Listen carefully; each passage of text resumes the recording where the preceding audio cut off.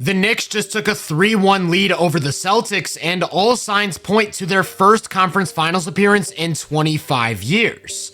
Game 4 sort of felt like the culmination of the idea behind putting this team together. Both of their two-way wings performed. Cat had arguably his best game of the playoffs. Robinson and McBride both made huge contributions off the bench, and of course it was all brought home by Jalen Brunson. With all of that said though, I think arguably the most important piece to the puzzle was Josh Hart, and more specifically the way New York utilized him on offense. If you remember Game 3, Boston's entire defensive game plan was to take advantage of Hart's weaknesses. They put either Horford or Kristaps on him depending on who was in the game, then they completely abandoned him on the perimeter to protect the paint in hopes of getting him to take the open three. Time and time again, the Knicks got into their half-court offense with a center just camped out in the paint, and they couldn't find a way to make them pay. They tried using Hart as a screener, they tried putting the ball in his hands, they tried moving him to different spots on the court as a spacer, whether that meant the corner or the dunker, and they simply couldn't find a way to create openings in the paint. As a result, they struggled to find any sort of offense at the rim or from the three-point line, and it led to a really poor team performance, only scoring 93 in a 22-point loss. In Game 4 though, they opened with a deliberate effort to involve Hart in the offense, and it worked. On the very first play, they went to some off-ball screening action to empty the corner for a pick and roll between him and Brunson. That way, when Brunson comes off a screen, he's left with the entire baseline to work with. Then on the second play, they actually had Hart initiating, and it's going to be a down screen for Brunson. He rejects the action on a cut, prompting a Celtics switch, and Cat's left with a smaller defender to shoot over the top of. Next time down, it's a similar play, except Hart's actually the one running off the down screen, only to immediately set a flare screen for OG, and when Holiday goes under, that leaves him with a quality look from the top of the key.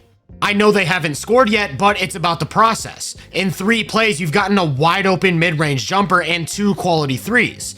Then on play number 4, you've got Hart operating from the corner and finding Cat on a backdoor cut for points at the rim. They actually started a lot of their offense with Hart in the corner, but he's not there to spot up and hit threes, he's there to serve as a decoy, either screening or running around to clear a side of the floor for Brunson to attack one-on-one. Just for reference, here's what it looks like when he is spotted up. McHale and Cat set up a pick and roll, Tatum's able to aggressively help on the ball, and he doesn't really have to worry about giving up a three or a driving lane. Here's another example. This time Hart's on the wing, and Tatum's gonna completely abandon him to double Cat. That's how you end up with those situations where you're not putting any pressure on the paint or from three.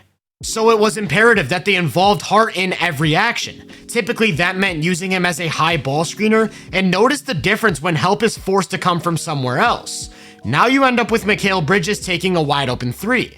A lot of these actions started with an empty corner like I mentioned earlier, and the Celtics want their bigs back in drop coverage, so as long as Hart lands a screen, Brunson's gonna have the pull-up jumper. Here's a great example of what I'm talking about. It looks like they're setting up spread pick and roll for Brunson and Mitch, but Hart's actually gonna run up top to set a second screen, which forces Kristaps into the action. Again, he's looking to drop, and Brunson finds some room to step back for a jumper. The thing about Brunson is that if you continue to give him these looks, eventually he's gonna start hitting, and that's exactly what we started to see in the second half. Pretty much the only way the Celtics could take away the pull-up jumper without giving up a big advantage is by switching. And typically, this is when he'll slow things down to attack the mismatch one-on-one, but remember, they're not going to guard Hart, so he's not going to have space to operate. That means in order for Brunson to attack a switch, he's going to have to turn the corner and go quick, which he did time and time again. It wasn't just pick and roll though, they mixed it up. This time you're going to see Brunson start under the basket and run off a down screen towards the corner, and they know that Kristaps isn't going to jump out, so it creates an automatic advantage and leads to another triple. Another little nugget was that in the event Brunson did slow things down for an isolation, they moved Hart to the top of the key instead of the corner or the dunker, and that makes it harder for Kristaps to bring help to the paint. Of course, the final piece to all of this is Brunson's ability to score one-on-one, most notably as a shot maker. And in this third quarter, we saw the entire arsenal. The Knicks ran the same 5-man unit for the entire quarter, and Brunson shot 7 of 11 from the field, 2 of 4 from 3 for 18 points and 3 assists as the Knicks stormed back from down 11 to take the lead. Real quick though, I want to go back to the first half for a second. Of course, there are all these wrinkles you can throw into your offense to make it work with a weaker scoring threat, but at the end of the day, the team is still most dangerous with as many weapons as possible. And for the Knicks, that meant finding minutes with both McBride and Mitchell Robinson on the court together, which gave them a much more dynamic look. During these minutes, they could go to a traditional 4-out, 1-in setup and run pick and roll with 3 shooters, making it a lot tougher for the Celtics to bring help. And this is a big deal because Hart actually picked up a 5th foul early in the 4th quarter, meaning that the Knicks would have to close the game without him. That's when they went back to a more vanilla offensive approach, and everything just looked so effortless. Mikal was able to unlock his game a bit more as a pick and roll ball handler as he shot 5 of 6 for 10 fourth quarter points. And the same goes for OG, who got his game off as well, shooting 4 of 4 for 9 fourth quarter points. More than anything though, this opened up the floor for Brunson to do what he does best, methodically breaking the defense down as an isolation creator and closing out the game. When he gets into that mode as a shot maker, there's quite literally nothing the defense can do but hope he misses, and chances are he isn't, which is how he ended up recording 39 points and 12 assists on 67% true shooting. Also, shout out to Cat. I definitely want to take some time to highlight him specifically because he played an awesome game on both sides of the ball, finishing with 23 points and 11 rebounds on over 74% true shooting. But I want to loop this discussion back to Josh Hart, who had a huge impact despite not really producing on the box score. He had 5 points, 5 assists, and 3 turnovers, which most would look at as a bad offensive game.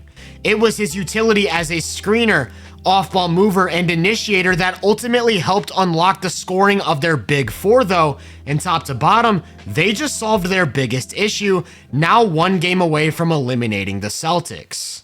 If you enjoyed this breakdown, make sure to drop a like, subscribe, and turn my post notifications on to be first on more content. If you're interested in my more in-depth research, make sure to check out the Hoop Venue podcast and my social media profiles. You can find those links in the description.